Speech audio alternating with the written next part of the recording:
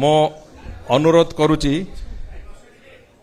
माननीय राष्ट्रीय अध्यक्ष महोदय प्रदेश अध्यक्ष महोदय एवं समस्त अतिथिवृंद को से आज जो बहुप्रतीक्षित संकल्प पत्र को उन्मोचन करिवे।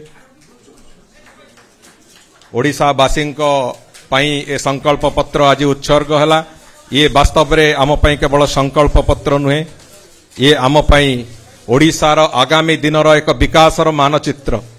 ओडिशा प्रदेश विकास करिवो जो स्वप्न देखिकी ओडिशा प्रदेश जनसाधारण, ओडिशा प्रदेश विभिन्न बुद्धिजीवी वर्ग, ओडिशा प्रदेश राजनैतिक क्षेत्र समस्त व्यक्तित्व समस्ते दीर्घ दिन धरिक अपेक्षा करथिले। सेही भली एक संकल्प पत्र आज भारतीय जनता पार्टी ओडिशा प्रदेश जनसाधारण ओडिशा प्रदेश कृषकों, महिलाओं, युवकों, गरीब लोकों से उत्सर्ग करुछि।